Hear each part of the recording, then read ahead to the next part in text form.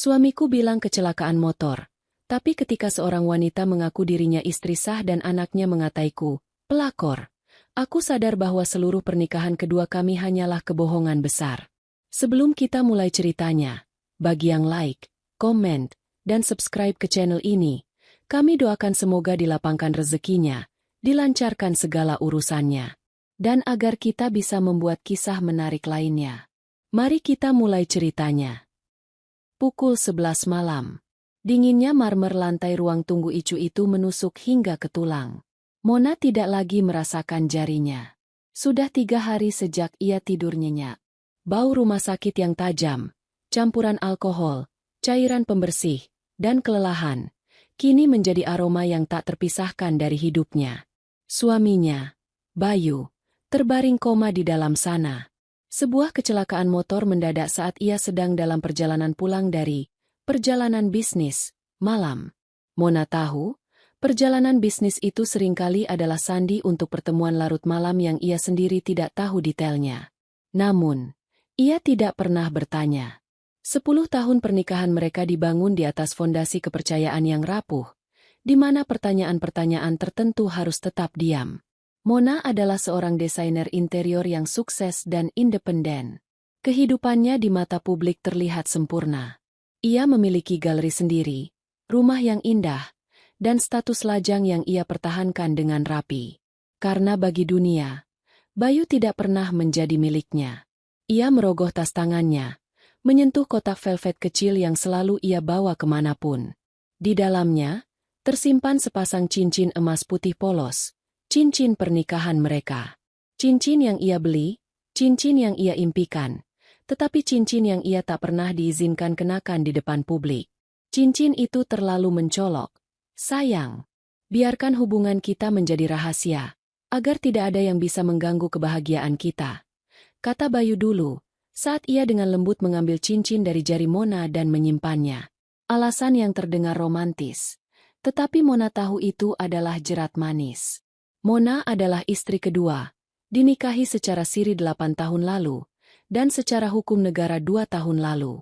Namun, Bayu selalu punya 1000 alasan untuk menunda pengumuman pernikahan mereka.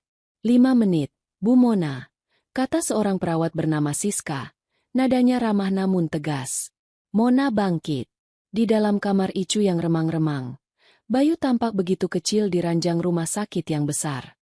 Pria itu, yang biasanya penuh vitalitas, karismatik, dan selalu siap dengan senyum persuasifnya, kini diam. Mona duduk di sisi ranjang, meraih tangan Bayu yang pucat. Tidak ada cincin di sana. Bayu selalu memastikan jarinya bersih, bahkan saat kecelakaan. Mas Bayu, bisik Mona, air matanya mulai menggenang. Aku tahu kau takut pada kebenaran. Aku tahu kau takut kebahagiaan kita dirusak oleh masa lalu. Tapi tolong bangun. Aku tidak kuat sendirian.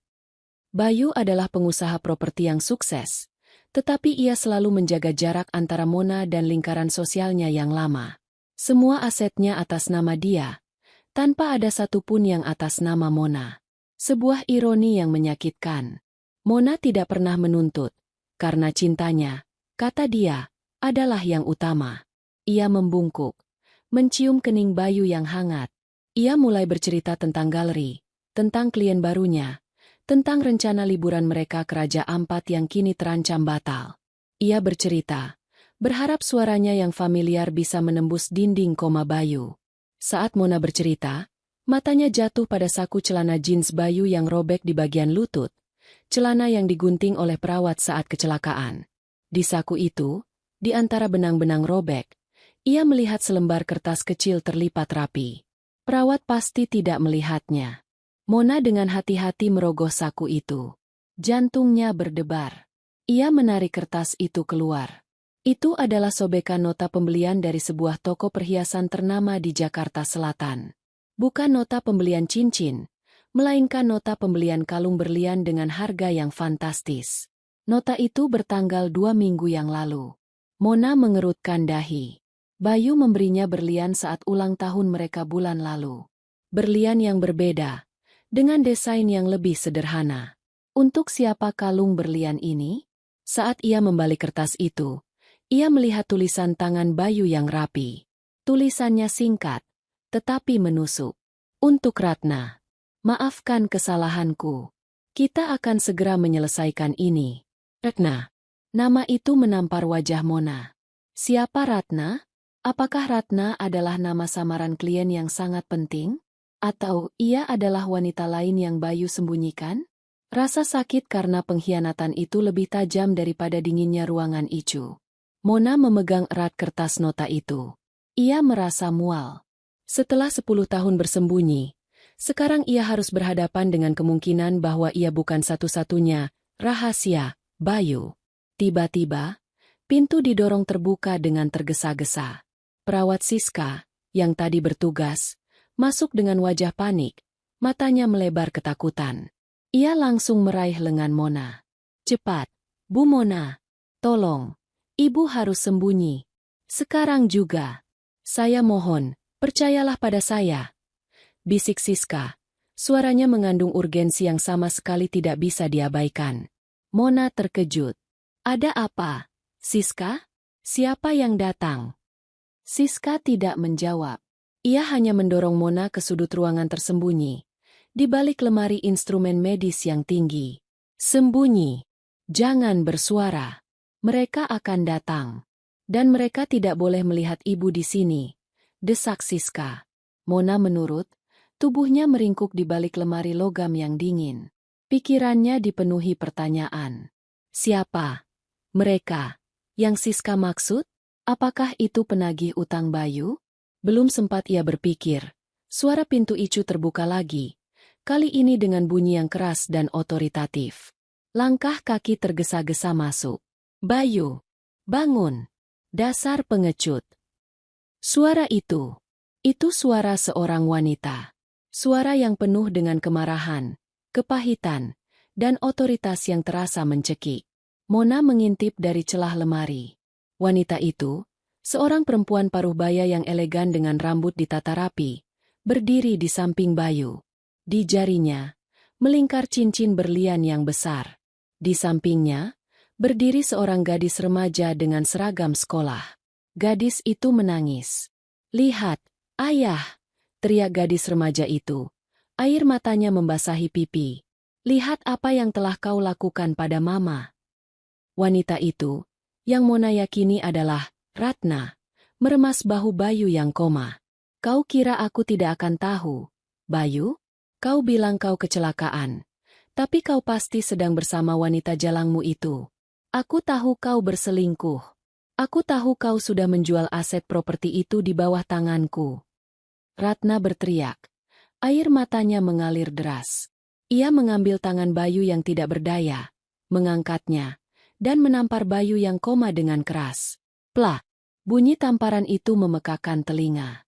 Kau merampas warisan anakku, hanya demi wanita murahanmu itu. Siapa dia, Bayu? Tunjukkan dia padaku. Kau tidak akan mati sebelum aku mendapatkan kembali semua hak anakku. Gadis remaja itu menangis, menoleh ke arah lemari tempat Mona bersembunyi.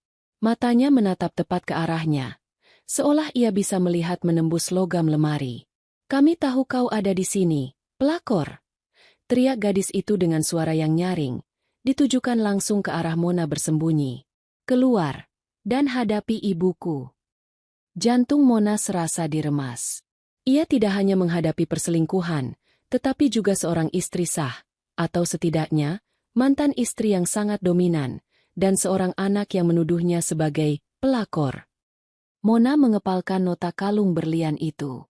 Ia bukan hanya bersalah karena mencintai Bayu, tetapi ia juga kini dituduh merampas harta keluarga. Rahasia 10 tahun itu kini menyeruak, menghantamnya dengan kenyataan yang pahit. Ia tidak hanya istri rahasia, ia adalah musuh keluarga Bayu. Teriakan, pelakor, yang nyaring dan penuh kebencian dari gadis remaja itu menembus ketenangan kamar Icu, menghancurkan sisa-sisa harga diri Mona. Ia meringkuk di balik lemari, merasakan panasnya air mata yang tertahan di pelupuk matanya.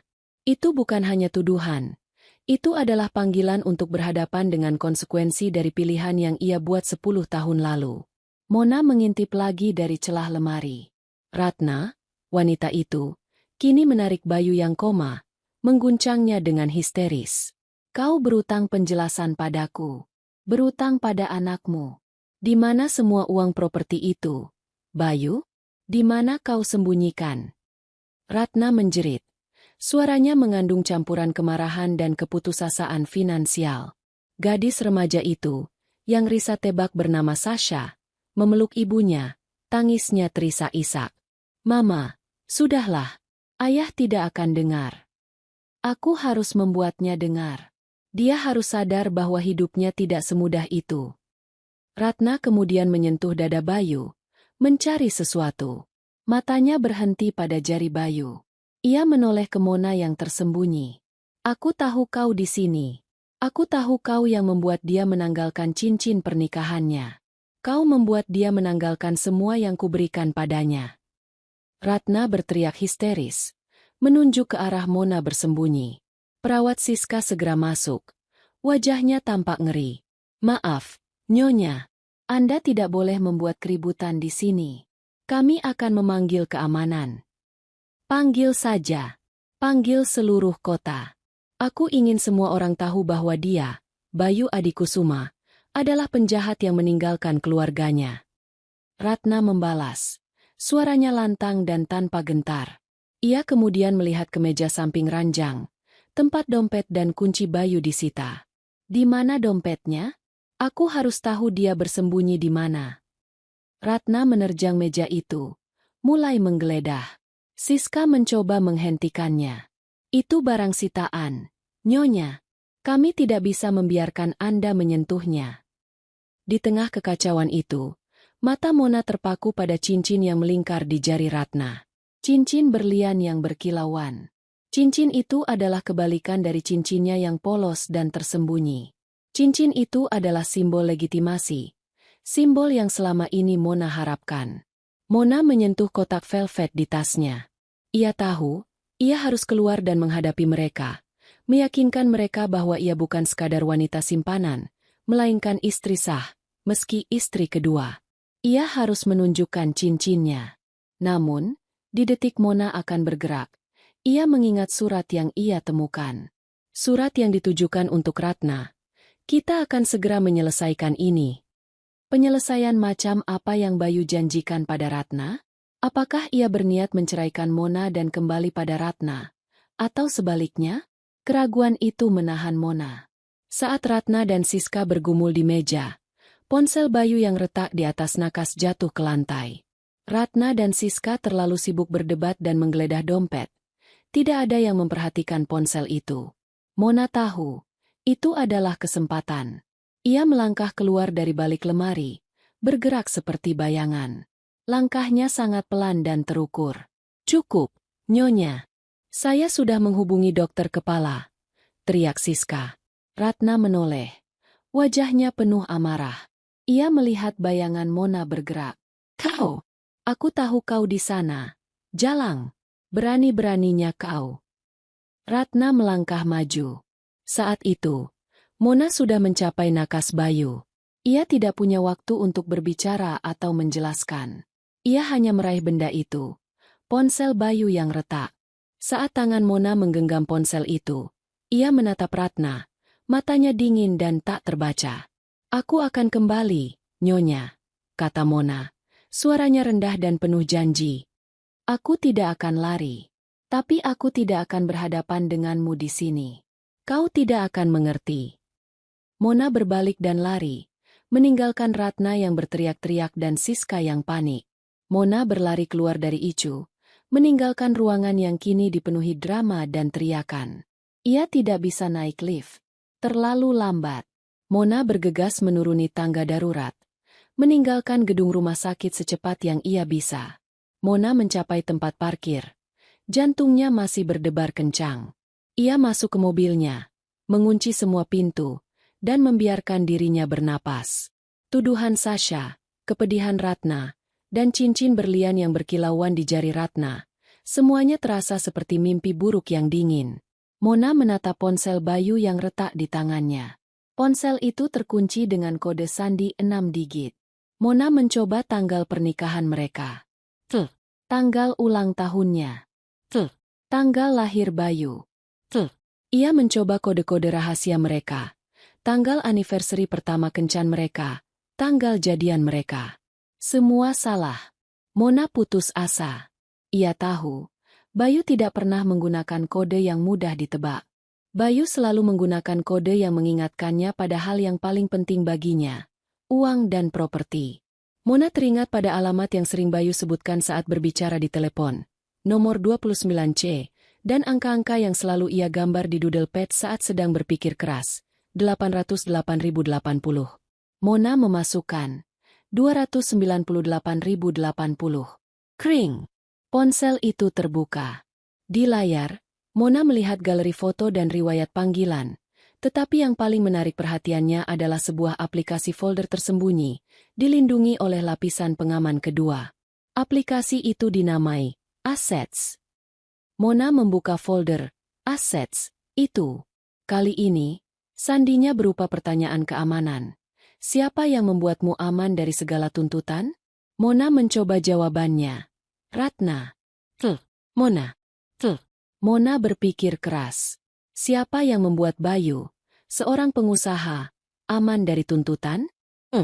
Ia mengetik. Pengacara. Kring. Folder itu terbuka. Di dalamnya, hanya ada 2 file. Alamat tersembunyi, Jalan Lotus Putih nomor 12, Puncak. Kontak darurat. BPK Dharma, pengacara. Mona mencengkeram ponsel itu. Lotus Putih? Sebuah rumah persembunyian di puncak? Dan kontak seorang pengacara. Rasa ingin tahunya kini bercampur dengan keinginan yang dingin untuk membela dirinya. Ia harus membuktikan pada Ratna, pada Sasha, dan pada dirinya sendiri, bahwa ia adalah istri sah, dan bukan sekadar pelakor yang merampas harta. Ia harus pergi ke puncak. Ia harus bertemu pengacara itu. Mona meletakkan kunci mobil di kunci kontak. Pukul 1 pagi. Puncak pasti dingin dan sepi. Itu berbahaya. Tetapi kebenaran tentang Bayu, tentang status pernikahannya, dan tentang warisan Bayu, kini menjadi hal yang jauh lebih penting daripada keselamatannya. Mona mengendarai mobilnya keluar dari parkiran rumah sakit, menuju jalan tol yang gelap dan sunyi menuju pegunungan. Ia akan mencari tahu, siapakah Ratna dan siapakah Mona di mata hukum dan di mata Bayu. Ia akan membongkar kebohongan suaminya yang masih koma. Mona melaju di jalanan tol yang gelap. Lampu mobilnya menembus tirai kabut tipis yang mulai menyelimuti kaki pegunungan puncak. Perjalanan itu sunyi, hanya ditemani bunyi mesin mobil dan detak jantungnya yang masih belum normal. Di jok penumpang, ponsel Bayu yang retak menjadi satu-satunya petunjuk dan satu-satunya teman. Mona tidak bisa menghubungi pengacara Dharma malam ini. Ia harus menemukan rumah di Jalan Lotus Putih itu terlebih dahulu. Bayu selalu mencintai bunga lotus. Bunga yang tumbuh dari lumpur namun tetap indah. Sebuah metafora yang ironis untuk kehidupan ganda mereka. Setelah hampir 2 jam mengemudi, Mona membelokkan setir ke jalanan kecil yang berbatu, mengikuti instruksi GPS dari ponsel Bayu.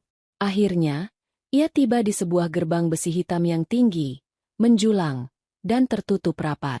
Di balik gerbang itu, tampak siluet sebuah rumah besar, bergaya modern minimalis, dikelilingi taman yang terawat. Rumah itu terlihat terlalu sunyi, seolah tidak berpenghuni. Jalan Lotus Putih nomor 12.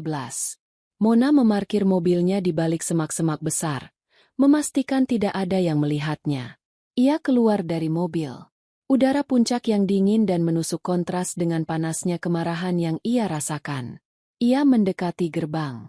Tidak ada bel atau intercom. Hanya sebuah panel keypad digital. Lagi-lagi, sandi. Mona mencoba semua sandi yang ia gunakan di ponsel Bayu, dan semua gagal. Ia mencoba tanggal pernikahan pertama mereka. Gagal. Tanggal lahir Sasha. Gagal. Mona mengamati panel itu. Di bawah lampu sorot kecil yang redup, ia melihat sidik jari yang baru menempel di 4 angka. 0, 5, 2, 8. Mona menggabungkannya. 0528. Kring.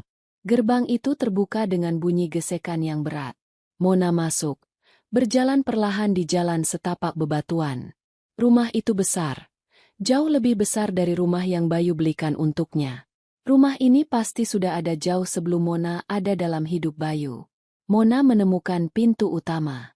Ia meraba-raba di bawah pot tanaman. Tidak ada kunci. Ia mencoba di bawah keset. Nil. Ia teringat kebiasaan Bayu. Bayu adalah pria yang obsesif terhadap keamanan. Ia pasti menggunakan kartu akses, bukan kunci fisik. Mona kembali ke ponsel Bayu, membuka folder Assets, dan mencari petunjuk.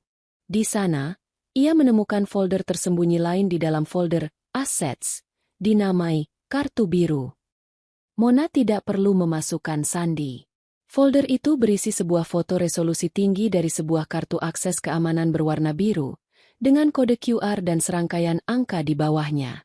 Bayu pasti menyimpan foto ini di ponselnya agar bisa dicetak ulang jika ia kehilangan kartu aslinya. Mona kembali ke pintu. Di samping gagang pintu, ada slot kecil untuk kartu akses. Ia tidak punya kartunya, tetapi ia punya ponsel Bayu. Mona membuka foto kartu biru itu dan meletakkan layar ponselnya ke alat pemindai. Kring! Pintu terbuka. Mona masuk ke dalam. Interiornya mewah, didominasi warna krem dan coklat tua. Tapi ada yang aneh. Semua foto di dinding telah diturunkan. Tidak ada sentuhan personal. Semuanya bersih, seolah rumah itu baru saja dikosongkan. Di ruang tengah, Mona melihat sebuah piano grand hitam mengkilap. Bayu pernah bercerita bahwa ia bermimpi membeli piano untuk anak perempuannya. Sesha. Air mata Mona kembali menetes. Rumah ini, rumah yang sangat pribadi ini, jelas adalah milik keluarga pertama Bayu. Ini adalah rumah Ratna. Mona berjalan ke kamar tidur utama.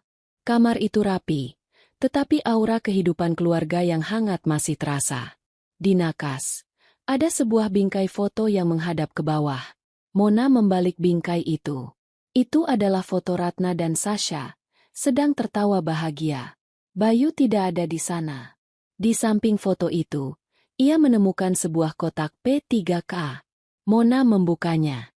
Bukan obat-obatan. Di dalamnya, terlipat rapi, ada selembar kertas berwarna kuning tua. Kertas itu adalah sebuah surat perjanjian pranikah. Jantung Mona berdebar kencang. Itu adalah dokumen resmi dengan meterai, bertanggal 15 tahun yang lalu. Perjanjian antara Bayu Adikusuma dan Ratna Kartika. Mona membaca perjanjian itu. Di sana tertulis bahwa jika terjadi perceraian karena perselingkuhan, Bayu akan memberikan seluruh properti dan aset non-operasional yang ia miliki kepada Ratna, termasuk rumah ini, sebagai kompensasi. Mona kini mengerti kemarahan Ratna di rumah sakit. Ratna sudah tahu tentang perselingkuhan Bayu. Mona mencari-cari. Ia tidak menemukan surat cerai Bayu dan Ratna. Tiba-tiba, ia teringat pada ponsel Bayu. Ia kembali ke folder Assets dan mengklik kontak BPK Dharma, pengacara. Mona harus menghubunginya. Ia menelepon nomor itu, meskipun sudah pukul 3.30 pagi. Di deringan kedua, suara pria tua yang tenang dan berwibawa menjawab. Ya, ini Dharma. Siapa ini? Selamat pagi, Pak Dharma. Iya, Mona. Istri Bayu Adikusuma. Keheningan sejenak. Nyonya Mona, saya sudah menduga Anda akan menghubungi saya. Bayu sudah merencanakan ini. Saya baru saja mengetahui kondisi Bayu dari rumah sakit. Pak Dharma, tolong jelaskan semuanya. Siapa sebenarnya Ratna? Dan apa status pernikahan saya? Apakah Bayu sudah bercerai dari Ratna? Saya menemukan surat perjanjian pranikah mereka di rumah ini. Dharma menghela napas panjang. Nyonya Mona, Bayu dan Ratna sudah bercerai secara resmi 5 tahun yang lalu. Tapi mereka masih hidup serumah demi Sasha, putri mereka, dan demi Bayu menutupi asetnya dari tuntutan hukum. Tapi Ratna sudah tahu sejak lama. Mona terhenyak. Lalu, mengapa dia mengatakan di rumah sakit bahwa dia adalah istri sahnya? Ratna tidak punya bukti hukum untuk menuntut harta Bayu lagi, karena Bayu menjual banyak aset sebelum perceraian. Namun, dia mengetahui keberadaan Anda. Dia tahu Bayu menikahi Anda secara sah, dan kemudian Bayu melakukan kesalahan fatal. Kesalahan apa?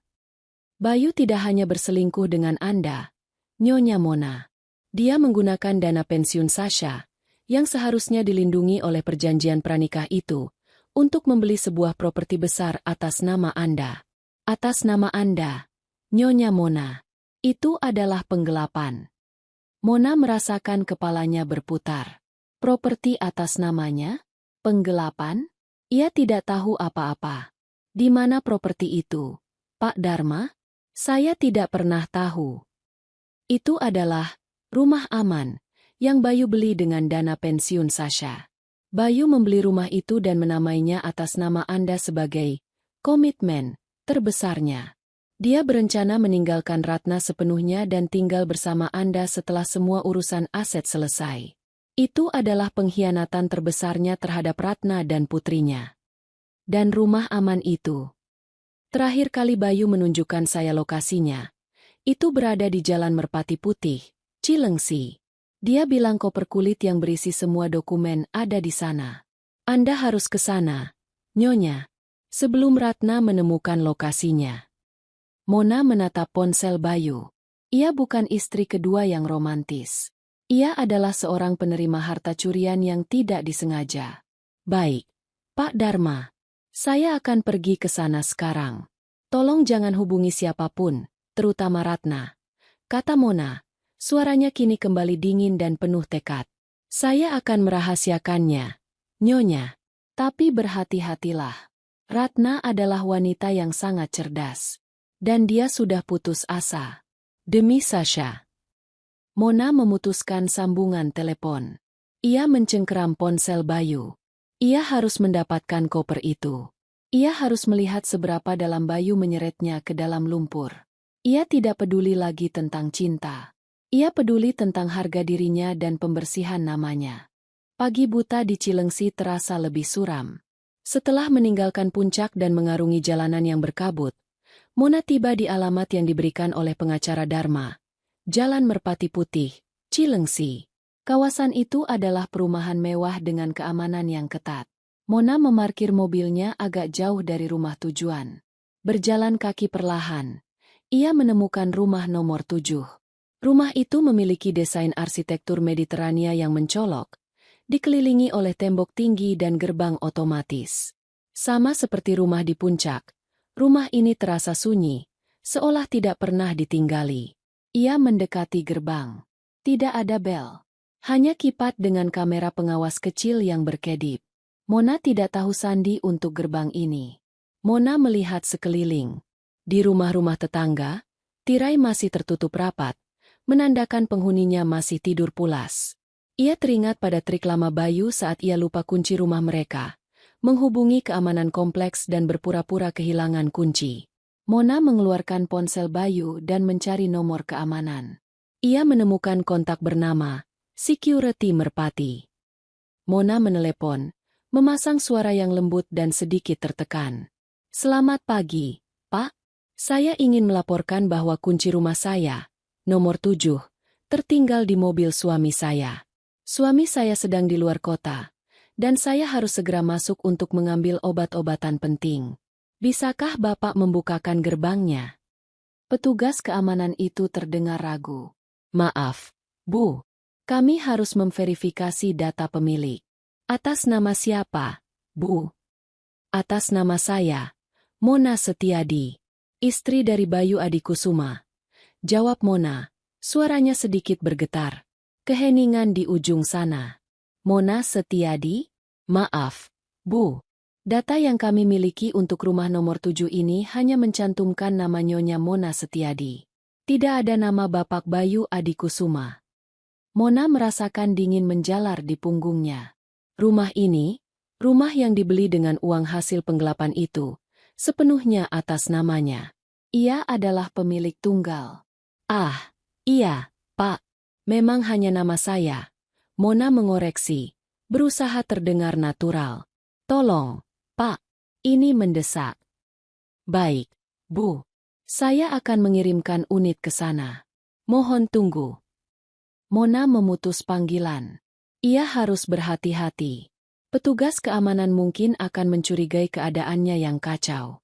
Tak lama kemudian, sebuah mobil patroli keamanan berhenti di depan gerbang. Dua petugas, pria muda berbadan tegap, keluar dari mobil. Salah satunya membuka gerbang secara manual menggunakan kunci master. "Silakan, Bu Mona," kata salah satu petugas dengan sopan. "Maaf atas ketidaknyamanannya. Apakah ada yang bisa kami bantu lagi?" "Tidak, Pak. Terima kasih banyak. Saya harus segera masuk." Mona berjalan cepat ke pintu utama rumah itu, mengucapkan terima kasih seadanya kepada petugas yang kini kembali ke mobil mereka. Pintu itu memiliki sistem kunci yang sama dengan rumah di puncak. Ia memindai foto kartu biru di ponsel Bayu, dan pintu pun terbuka. Interior rumah ini terasa berbeda. Lebih baru, lebih modern, dan anehnya, lebih personal. Ada beberapa lukisan abstrak yang Mona ingat pernah ia tunjukkan pada Bayu, dan furnitur dengan gaya yang ia sukai. Ini benar-benar rumah yang Bayu siapkan untuk mereka berdua. Namun, di balik penataan yang apik, terdapat kekacauan yang tersembunyi.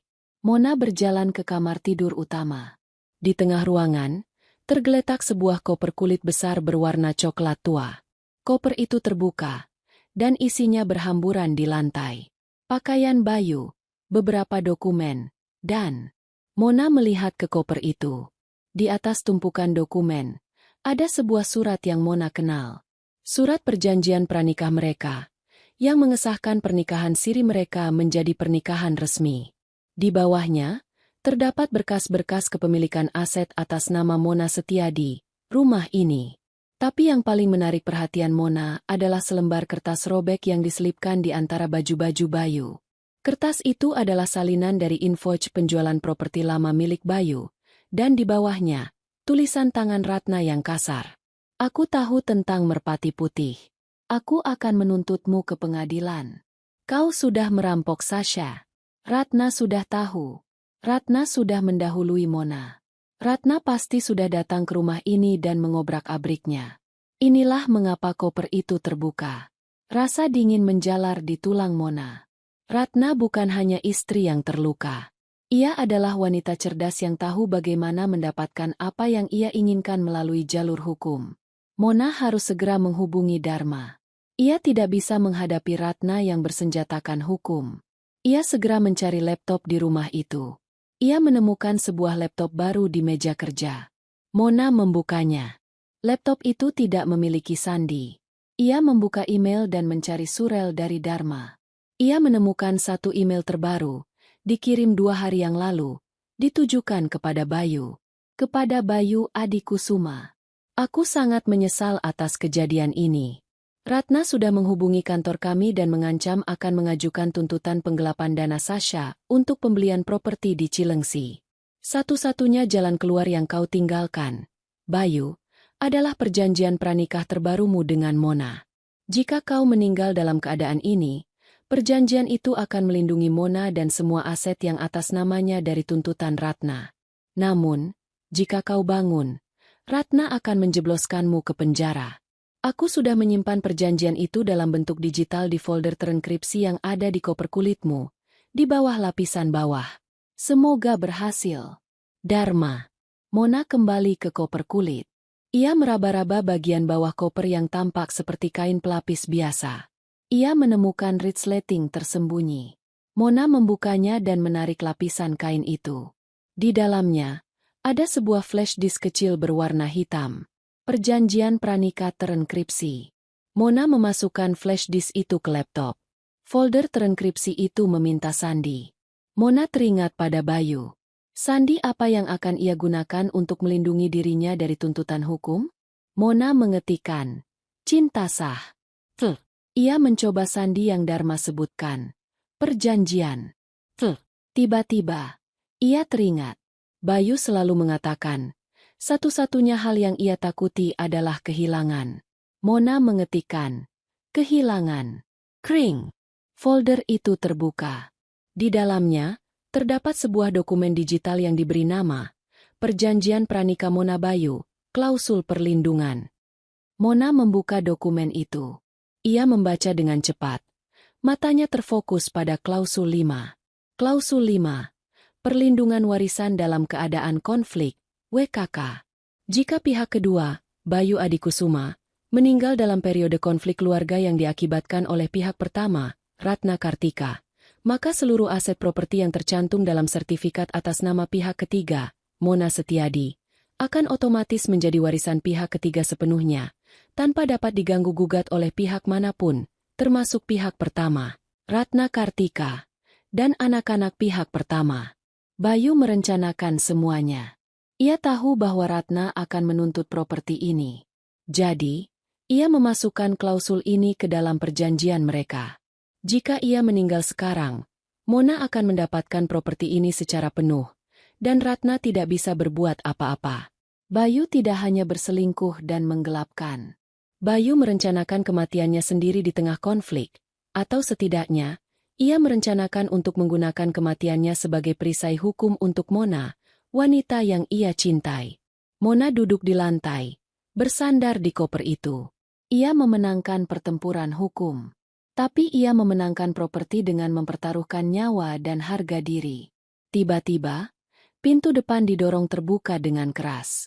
Ratna berdiri di ambang pintu, matanya merah, dipenuhi kebencian dan air mata. Di belakangnya, berdiri seorang pria berjas, pasti pengacaranya. "Aku tahu kau ada di sini, Mona. Aku tahu Bayu memberimu rumah ini," teriak Ratna. "Aku akan menjebloskanmu ke penjara.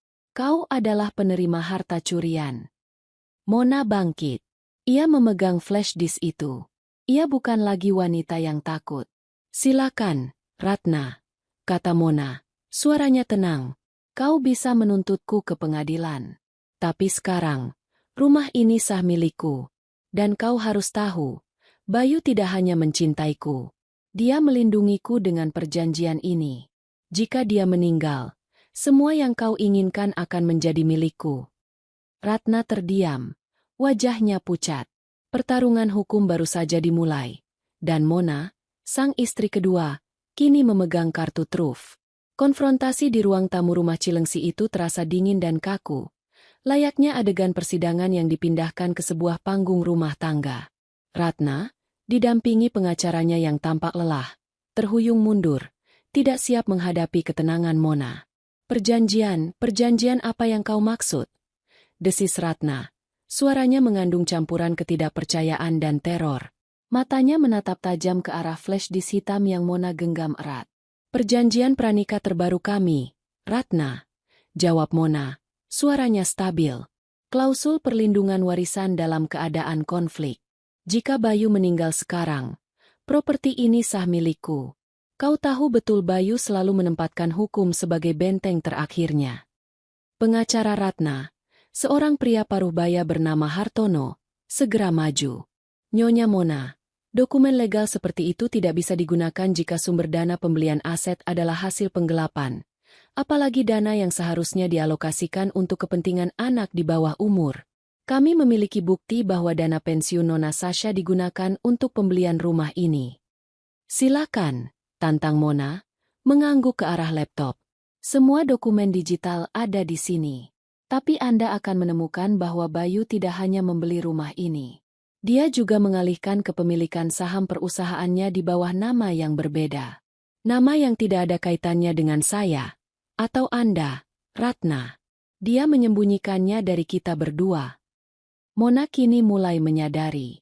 Bayu tidak ingin Mona terperangkap dalam lumpur kriminalnya. Tetapi ia juga tidak ingin Ratna mendapatkan keuntungan dari kehancurannya. Bayu hanya ingin Mona terlindungi dari tuntutan. Ratna mendekat. Air mata kini mengering, digantikan oleh ekspresi jijik. "Kau tahu apa yang paling menyakitkan? Kau selalu berpikir kau adalah cinta sejati Bayu. Kau pikir dia menikahimu karena cinta?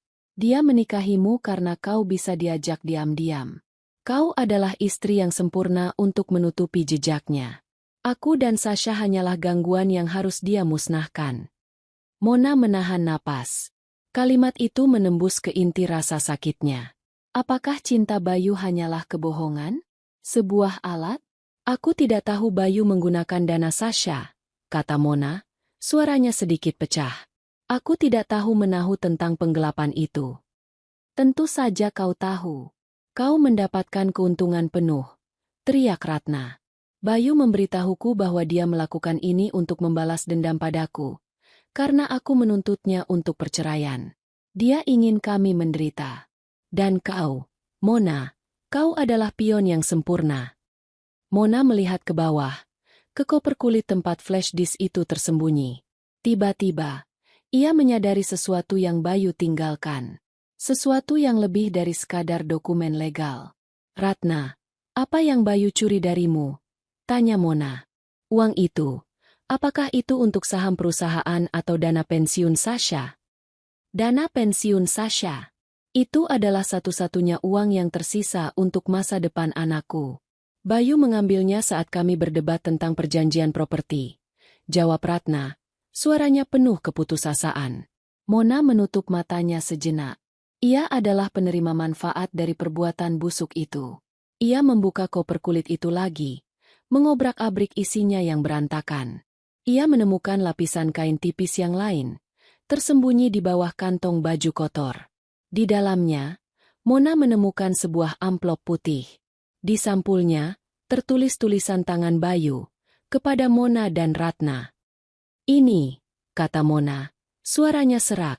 Ia menyerahkan amplop itu kepada Ratna. Aku tidak tahu apa isinya. Tapi ini ditulis untuk kita berdua. Ratna mengambil amplop itu dengan tangan gemetar. Ia membukanya, dan di dalamnya, terdapat sebuah surat. Ratna mulai membaca. Matanya melebar. Air mata kembali mengalir. Isi surat itu adalah pengakuan bersalah Bayu. Bayu mengakui bahwa ia telah menggunakan dana pensiun Sasha untuk pembelian properti di Cilengsi, dan ia meminta maaf.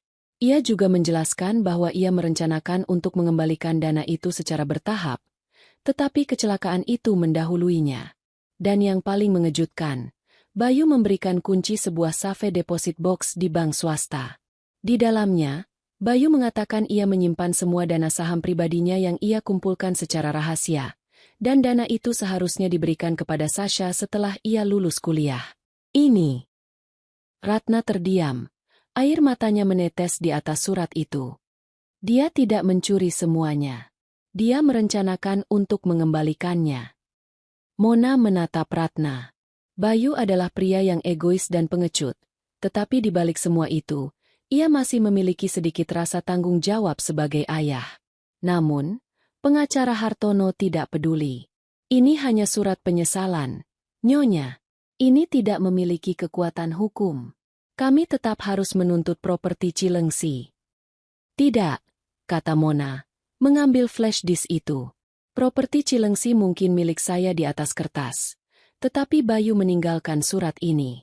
Surat ini adalah pengakuan. Saya tidak menginginkan rumah yang dibangun di atas air mata anak Anda, Ratna. Ambil rumah ini. Gunakan untuk menutupi kerugian Sasha. Ratna menatap Mona. Ekspresinya bercampur antara terkejut dan rasa bersalah. Kau serius? Aku tidak ingin warisan yang penuh dengan kebohongan. Aku hanya ingin kebenaran, jawab Mona. Mona meninggalkan flash disk berisi perjanjian pranikah di meja, bersama surat pengakuan Bayu. Ia mengambil kunci mobilnya. Aku akan kembali ke rumah sakit. Ratna, aku akan menjaga Bayu. Bukan sebagai istri yang menuntut warisan, tetapi sebagai wanita yang ingin Bayu sadar bahwa hidupnya tidak bisa terus-terusan menjadi kebohongan. Aku akan memastikan dia menghadapi konsekuensi perbuatannya. Mona berjalan keluar dari rumah itu. Ia telah melepaskan properti mewah yang kini sah miliknya, dan ia berjalan kembali ke kota dengan mobilnya. Hanya membawa koper kecilnya. Ia telah membersihkan namanya dari tuduhan sebagai pelakor yang merampas harta. Namun, di dalam lubuk hatinya, Mona tahu, keputusan itu mungkin mulia. Tetapi meninggalkan properti berarti ia kembali menjadi wanita karir yang harus berjuang dari nol, tanpa Bayu. Stagnasi. Mona mencapai titik terendahnya. Ia menyadari Bayu adalah pria yang busuk. Ia tidak hanya berselingkuh, ia mencuri, dan ia menggunakan Mona sebagai alat perlindungan. Cinta yang ia percayai selama 10 tahun itu hanyalah kebohongan terbesar yang pernah ia alami. Ia sendirian, kelelahan, dan terhianati sepenuhnya. Ia berhenti di pinggir jalan tol, menarik cincin emas putih polos dari kotak velvet di tasnya. Cincin yang tidak pernah ia kenakan. Ia menatapnya sejenak. Simbol dari janji yang tidak pernah terpenuhi dan kebohongan yang sistematis. Mona melemparkan cincin itu jauh-jauh ke dalam jurang di pinggir tol. Ia kembali menyalakan mobil. Air mata mengalir di pipinya. Ia tidak peduli lagi tentang aset. Ia hanya ingin harga dirinya kembali. Ia akan kembali ke rumah sakit, bukan untuk menjaga Bayu, tetapi untuk menuntut pertanggungjawaban darinya, jika ia terbangun nanti. Setelah malam yang penuh pengkhianatan dan pelarian, Mona kembali ke rumah sakit Harapan Bunda saat matahari hampir mencapai puncaknya. Ia kembali, tetapi ia bukan lagi Mona yang sama. Ia adalah wanita yang telah melepaskan segalanya, termasuk ilusi pernikahannya, dan kini hanya membawa satu tujuan, menghadapi Bayu, hidup atau mati. Saat Mona melangkah masuk ruang tunggu Icu, ia terkejut. Ratna duduk di sana, sendirian. Wajahnya terlihat letih, tetapi ada ketenangan baru di matanya, hasil dari kejutan surat pengakuan Bayu. Mona berjalan mendekat dan duduk di kursi yang berjarak 2 kursi dari Ratna. Keheningan yang canggung meliputi mereka. 2 wanita yang dipermainkan oleh satu pria yang sama. Ratna memecah keheningan itu terlebih dahulu. Aku sudah menghubungi pengacaraku.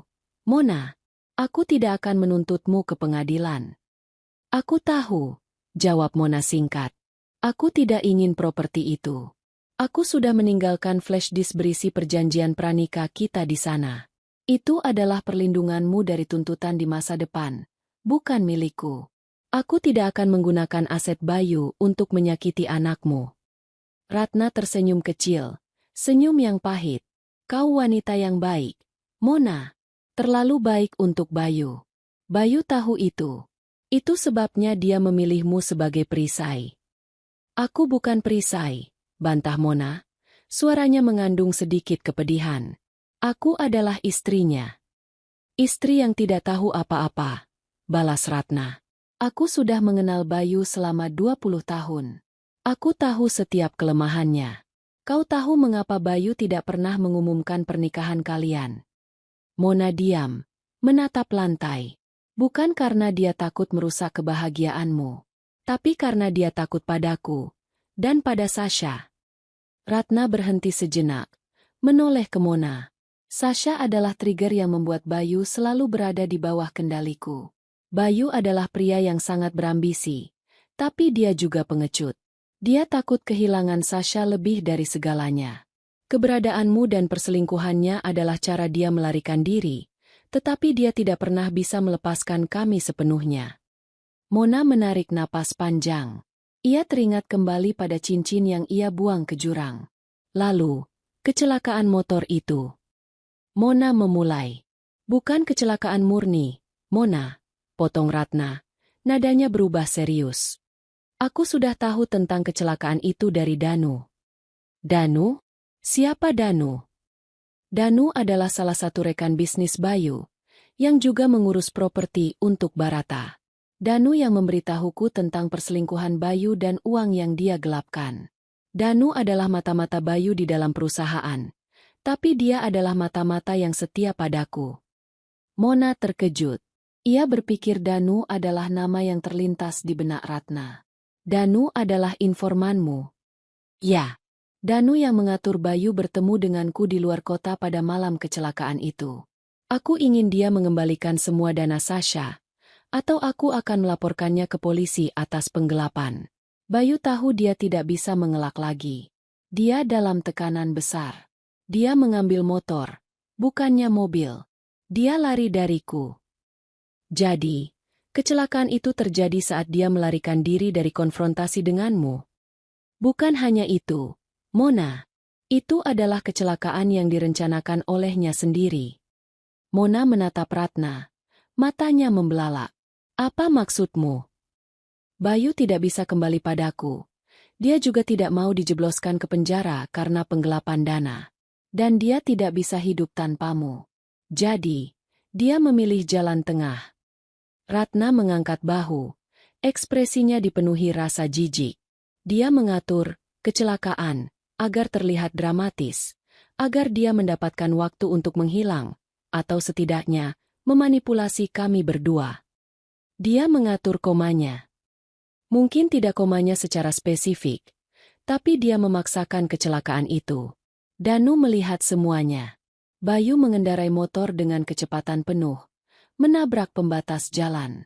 Dia meninggalkan surat wasiat digitalnya di ponselnya, berharap kami akan menemukannya setelah dia meninggal. Air mata Mona kini mengalir deras. Ia tidak hanya mencintai seorang pembohong, tetapi seorang pria yang sangat pengecut, yang memilih melarikan diri dari tanggung jawabnya dengan cara yang paling menyakitkan bagi semua orang. Aku merasa sangat bodoh, bisik Mona. Aku mengira aku adalah istrinya. Aku mengira aku adalah cinta sejatinya. Kau adalah cintanya.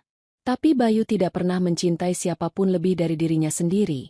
Mona, kata Ratna, nadanya kini lembut. Dia mencintaimu, tetapi dia mencintai kebebasannya, dan dia mencintai kemewahan yang ia curi dari kami. Ratna bangkit, memegang tangan Mona. Kita berdua adalah korban.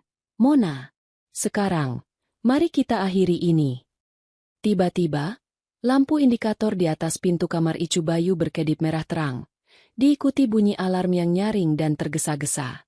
Perawat Siska dan 2 perawat lainnya bergegas masuk ke kamar. Gawat, kondisi pasien memburuk. Kejang, teriak Siska. Mona dan Ratna bergegas mendekati pintu kamar Icu, mencoba mengintip. Di dalam, tubuh Bayu bergerak kejang-kejang. Monitor jantung berbunyi panik. Ventilatornya terlepas. Dia tidak bernapas. Terdengar suara panik dari dalam. Mona menoleh ke Ratna. Ratna juga panik, tetapi matanya menunjukkan konflik yang mengerikan. Bayu sedang sekarat. Jika dia meninggal, semua warisan sah Ratna, rumah puncak, dan sisa asetnya yang lain akan selamat dari tuntutan. Mona teringat klausul WKK, warisan dalam keadaan konflik, yang ia baca di rumah Cilengsi. Jika Bayu meninggal sekarang, Mona akan aman secara hukum. Ratna juga akan aman dari tuntutan penggelapan, karena ia bisa menggunakan surat pengakuan Bayu sebagai bukti. Kematian Bayu akan mengakhiri penderitaan mereka berdua. Mona, kita harus lakukan sesuatu.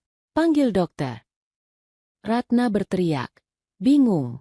Mona menatap Bayu, yang sekarang diselimuti busa dari mulutnya. Detak jantungnya semakin melambat. Inilah klimaksnya. Mona harus memilih. Membiarkan Bayu meninggal, dan mendapatkan kebebasan serta keamanan finansialnya, meskipun ia telah melepaskan properti Cilengsi, atau menyelamatkan Bayu, dan memaksa pria itu bangun untuk menghadapi konsekuensi hukum dan moral dari kebohongannya yang keji. Ratna meraih tangan Mona.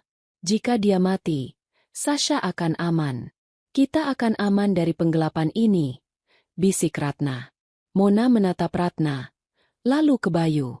Ia melihat wajah Bayu yang ketakutan, bukan lagi wajah seorang manipulator, melainkan wajah seorang pria yang sekarat. Mona menjauhkan tangannya dari Ratna. Aku tidak akan membiarkan kematian menjadi pelariannya. Dia harus bangun dan menghadapi kita. Mona menerobos masuk ke kamar, menerjang kerumunan perawat, dan meraih tabung oksigen Bayu. Mona menerobos masuk ke kamar Icu. Ia mengabaikan teriakan perawat Siska dan tatapan ngeri Ratna di ambang pintu. Di tengah kekacauan alarm medis yang memekakan telinga, Mona mencapai ranjang Bayu. Bayu kejang-kejang, tubuhnya melengkung tidak wajar. Mona melihat bahwa ventilator yang menyediakan oksigen telah terlepas dari terakaannya karena gerakan kejang yang kuat. Perawat sedang panik mencari selang ventilator yang jatuh ke lantai. Jika Bayu tidak mendapatkan oksigen dalam hitungan detik, ia akan menderita kerusakan otak permanen, atau meninggal. Mundur, Bu Mona. Bahaya. Teriak Siska. Mona tidak mendengarkan. Ia menunduk. Matanya menatap langsung ke mata Bayu yang berputar-putar. Ia melihat kengerian dan keputusasaan di mata suaminya, yang kini benar-benar tidak berdaya. Mona meraih selang ventilator yang tergeletak di lantai, Yang licin terkena cairan tubuh Bayu. Jari-jarinya gemetar. Tetapi ia mencengkeramnya erat. "Dengarkan aku, Bayu," teriak Mona. Suaranya parau namun penuh kekuatan. "Kau tidak akan mati. Kau tidak akan lari dengan cara ini." Ratna berteriak dari ambang pintu. "Jangan pasang itu, Mona. Biarkan dia pergi. Ini adalah akhir dari penderitaan kita." Mona mengabaikan Ratna. Ia memegang selang ventilator, mengarahkannya ke lubang kecil di trakea Bayu, tempat selang itu seharusnya terpasang.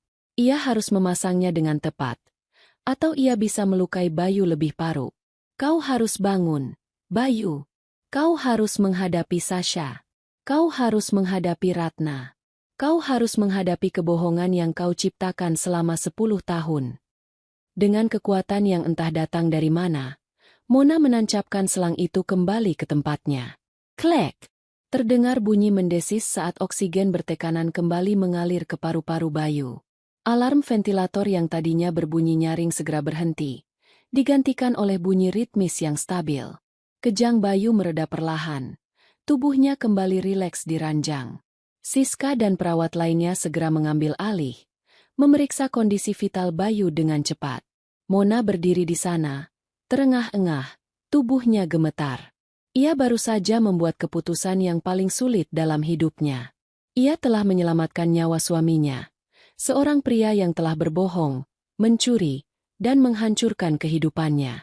Ratna berjalan masuk, matanya berkaca-kaca, penuh kekecewaan yang mendalam. Ia menatap Mona dengan tatapan yang tidak bisa diartikan.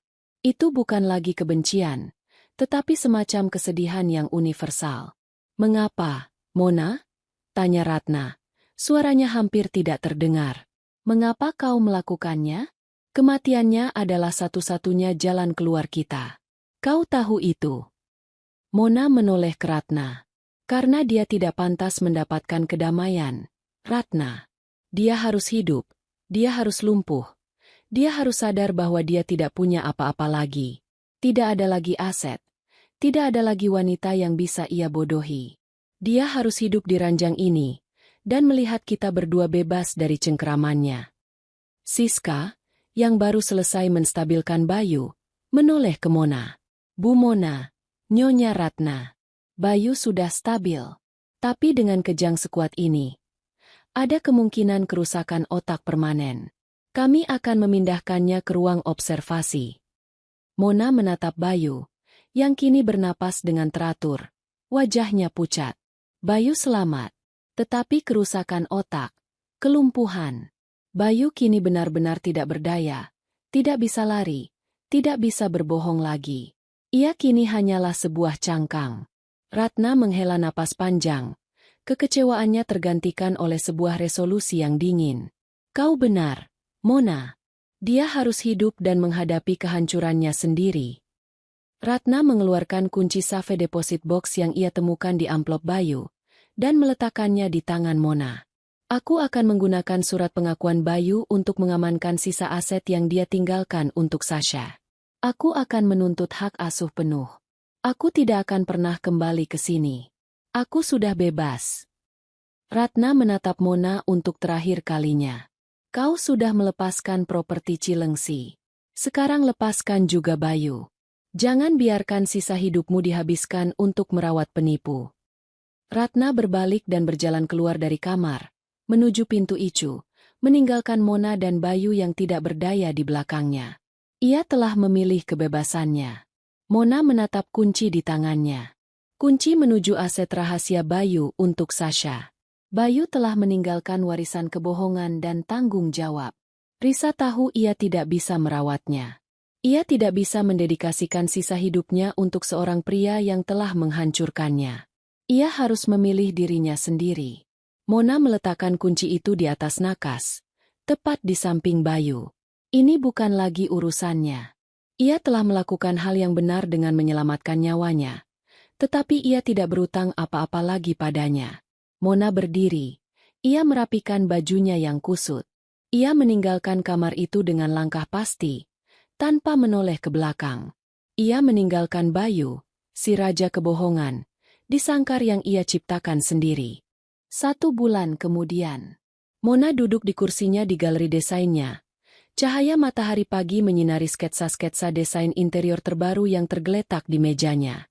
Ia sibuk, ia sukses, dan ia bahagia.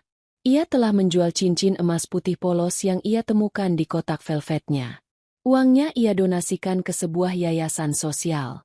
Mona tidak pernah kembali ke rumah sakit.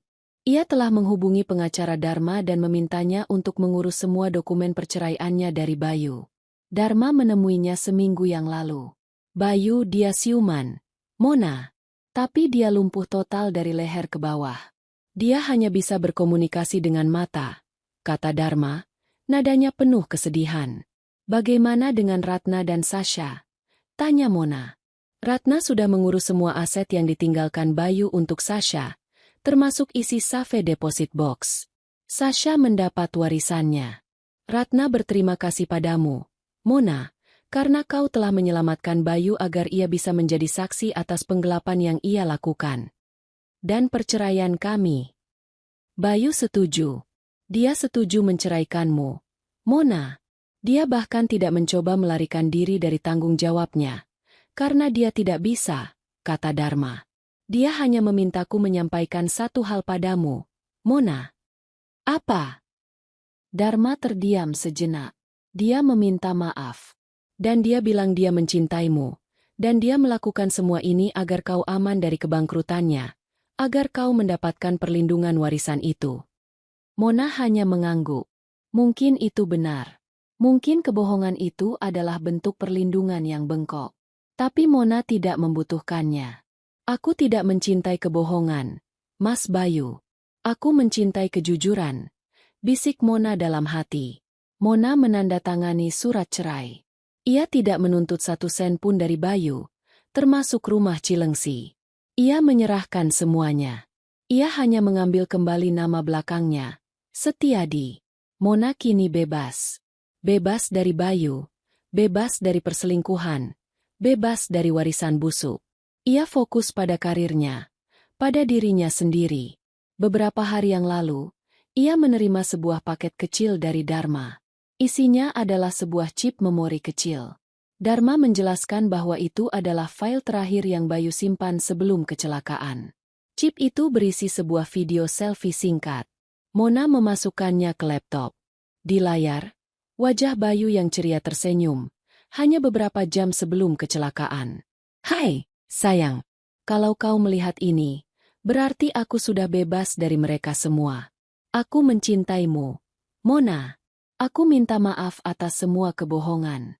Aku hanya ingin kau aman. Dan kau harus tahu, dari semua kebohongan yang aku ciptakan, hanya kau yang nyata. Kau adalah cinta sejatiku. Bayu mengakhiri video itu dengan senyum yang tulus. Mona menangis. Ia tidak menangis karena cinta, tetapi karena ia akhirnya mendapatkan kejujuran yang ia cari selama 10 tahun. Ia mematikan laptop itu.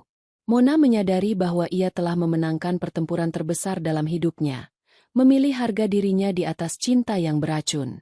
Ia adalah Mona Setiadi, seorang wanita mandiri.